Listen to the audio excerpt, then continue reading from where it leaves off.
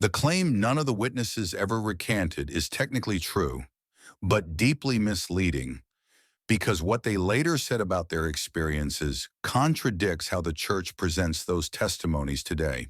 One of the most common defenses of the Book of Mormon goes like this: none of the witnesses ever recanted their testimony.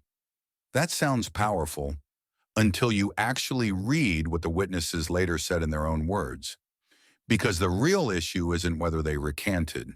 The issue is what they meant when they said they were witnesses. Let's start with the three witnesses: Oliver Cowdery, David Whitmer, and Martin Harris.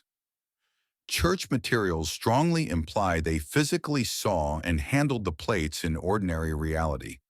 But David Whitmer later clarified something very different. He stated plainly, "Of course, we were in the spirit when we had the view. No man can behold the face of an angel except in a spiritual view." That's not a casual comment. That's a redefinition of the experience.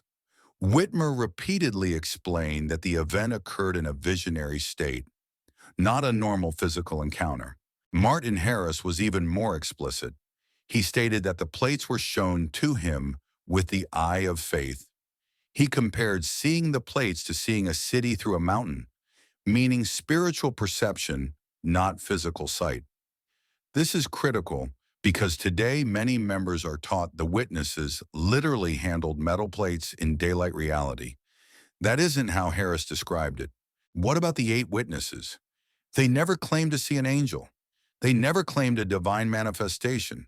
Their statement simply says Joseph Smith showed them the plates, but none of them left detailed accounts describing the event, and several later distanced themselves from Joseph Smith entirely, without ever reaffirming the experience publicly in later life.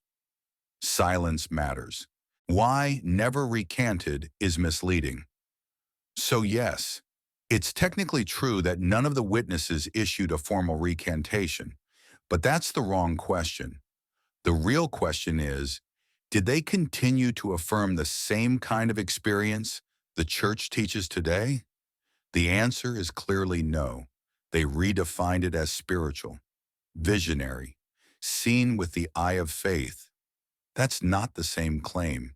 Believers are free to find meaning in spiritual experiences, but honesty requires acknowledging what the witnesses actually said, not simplifying it into a slogan.